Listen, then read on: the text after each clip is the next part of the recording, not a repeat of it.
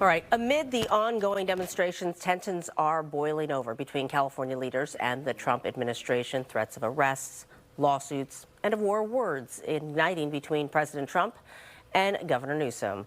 KTVU political reporter Greg Lee has been following all of it as the White House is kind of doubling down on its use of military resources, and certainly we feel the intensity ramping up. Yeah, and it's growing by the hour, and that political feud between the governor and President Trump continues to grow as well. This afternoon, Governor Newsom says he has been told President Trump ordered the deployment of another 2,000 National Guard troops to L.A., bringing the total to 4,000 requested. The governor accusing the president of inflaming tensions.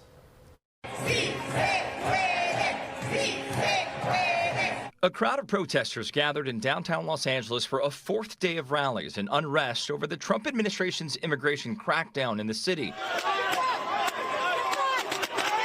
Tensions turned ugly Sunday, marred by clashes between protesters, officers, ICE agents, and National Guard troops. Some people started fires, vandalized property, and even shut down a busy freeway.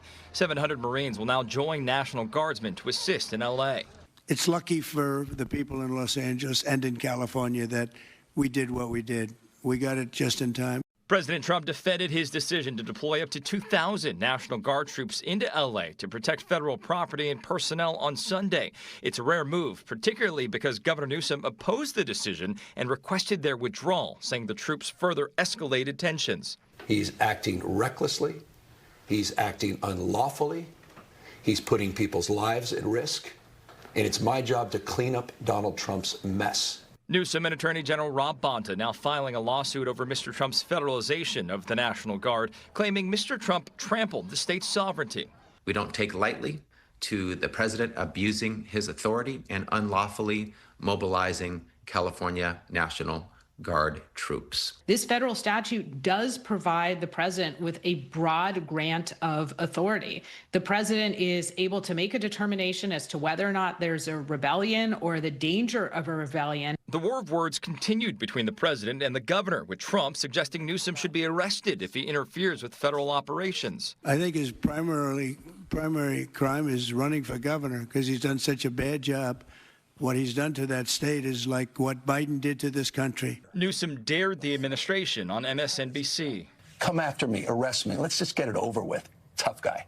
Newsom and other officials defended people's right to peacefully protest mass deportations and condemned any violence or destruction, while ICE showed no signs of slowing their enforcement. The men and women of ICE, the men and women of the Border Patrol made L.A. safer that day, but you're not hearing any of this. All you hear is a rhetoric about ICE being racist, about ICE being Nazis and terrorists, and Governor Newsom feeds that. We know that this is a president who has shown that he's broadly embracing his power and that he's pushing the limits of executive authority, and we don't know what the next chapter will bring.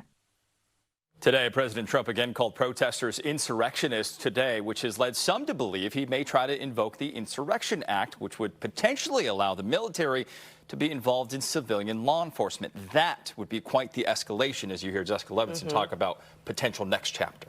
And saying we're not really sure what the next chapter will be because we're in unfamiliar ground, but certainly there are not just protests happening in California, they're happening all over the country, and I would imagine the governors of other states are watching what is happening here in this battle being waged between Governor Newsom and President Trump very carefully. Yeah, let's be clear here, particularly those in blue states, and this was a historic move by the president because we haven't seen this sort of mobilization of the National Guard without the consent of a governor since the 1960s. So this is really territory that hasn't been charted a lot. So many of these states, like the state of Washington and other blue states, are saying, if he can do this in California, what's stopping him from doing it in other states? And certainly that is a question and a concern on the minds of a lot of blue state governors. And in 1965, when President Johnson called in the National Guard for the March on Selma, it was a very short amount of time. We'll have to see how this extends, if it extends. And this order to the National Guard's troops is for up to 60 days. And now you're talking about potentially 4,000 troops. So will they take that full 60 days? We don't know. And the White House didn't answer that question today either. All right. Something we'll continue to watch. All right. Thank you, Greg.